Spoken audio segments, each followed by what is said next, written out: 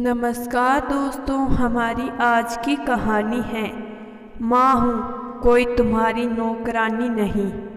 सरिता नाम की एक औरत थी।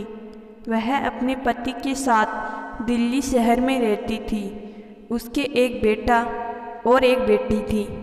बेटा कॉलेज की पढ़ाई करता था और बेटी स्कूल पढ़ने जाती थी। एक दिन उनका बेटा कॉलेज से आया और अपनी माँ से बोला, मम्मी जल्दी से कुछ खाने को दो, बहुत भूख लगी है। सरिता बोली, मैंने तो पहले ही कहा था कि कॉलेज में कुछ खाकर चले जाओ, पर तुम तो मेरी सुनते ही नहीं। बेटा बोला, यार मम्मी अपना ज्ञान अपने पास रखा करो, अभी जो कहा है वह कर दो बस। और हाँ, रात में ढंग का खाना बनाना। पहले ही मेरा दिन अच्छा नहीं गया। कमरे में गया और सो गया। सरिता ने आकर उसको जगाया कि कुछ खाकर सो जा। वह चीख कर अपनी मम्मी के ऊपर गुस्सा आया कि जब आंख लगी हुई थी तो उठाया क्यों तुमने। सरिता बोली, तूने ही तो कहा था कुछ खाने को दे दो। बेटा बोला, एक तो कॉलेज में टेंशन, ऊपर से तुम यह अजीब से काम करती हो, दिमाग लगा लिया करो कभी तो। यह सुनकर सरिता ने उसे कुछ नहीं कहा और वहाँ से चली गई। तभी घंटी बजी तो बेटी भी आ गई। सरिता प्यार से पूछा, मेरी बेटी का पेपर कैसा था। वह बैग पटक कर बोली, मम्मी आज पेपर अच्छा नहीं हुआ। तब सरिता ने कहा, कोई बात नहीं है, अगली बार अच्छा होगा। मेरी बेटी चीख कर बोली, अगली बार रिजल्ट तो अभी खराब हुआ ना। मम्मी यार तुम जाओ यहाँ से, तुमको कुछ नहीं पता। यह सुनकर वह कमरे से बाहर आ गई। शाम को पतिदेव आए तो उनका भी मुंह लाल था।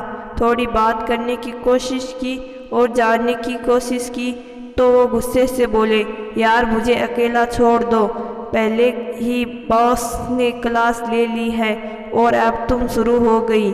आज कितने साल से यही सुनती आ रही थी, सबकी पेंचिंग बैग में ही थी। हम औरतें बिना अपनी इज्जत करवानी आती ही नहीं। आज सरिता सबको खाना खिलाकर कमरे में चली गई। अगले दिन से वह किसी को कुछ कहना पूछना भी बंद कर दिया। जो जैसा कहता वह वैसे ही काम कर देती। उसका पति आता तो उसे चाय दे देती और बिना कुछ कहे अपने कमरे में चली जाती। पूछना भी बंद कर दिया कि दिन कैसा था। बेटा कॉलेज और बेटी स्कूल से आती, वह कुछ नहीं बोलती ना पूछती। यह सिलसिला काफ़ी दिन तक चलता रहा। संडे वाले दिन तीनों सरिता के पास आए और बोले, तुम्हारी तबीयत तो ठीक है ना? क्या हुआ है, इतने दिनों से चुप हो? बच्चे भी हैरान थे। थोड़ी देर चुप रहने के बाद मैं वह बोली, मैं तुम लोगों की पेंचिंग बैग हूँ क्या, जो आता है अपना गुस्सा या अपना चिड़चिड़ापन मुझ पे निकाल देते हैं। मैं भी इंतज़ार करती हूँ तुम लोगों का पूरे दिन काम करके। अब मेरे बच्चे आएंगे, मेरा पति आएगा, दो शब्द बोलेंगे प्यार के और तुम लोग आते ही मुझ पर पंच करना शुरू कर देते हो।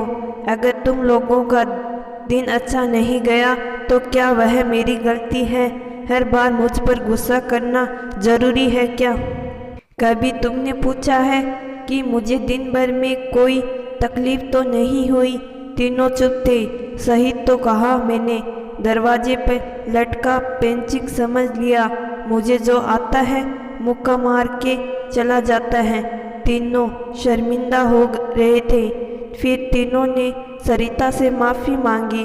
तो दोस्तों, हर माँ हर बीबी अपने बच्चे और पति के घर आने का इंतज़ार करती है। उनसे पूछती है कि तुम्हारा दिन आज कैसा था, अच्छा या बुरा। लेकिन बच्चे व पति उसे कभी नहीं समझ सकते हैं। बच्चे व पति हर चीज़ का गुस्सा उन पर ही निकालते हैं। कभी कभी तो यह ठीक है, लेकिन अगर यह आपके घर वालों की आदत बन जाए तो अब आज से ही सबका पंचिंग बैग बनना बंद कर दें। तो दोस्तों, मैं आशा करती हूँ कि आज की कहानी आपको ज़रूर पसंद आई होगी। कहानी पसंद आई है तो कहानी को लाइक और चैनल को ज़रूर सब्सक्राइब करिएगा। धन्यवाद।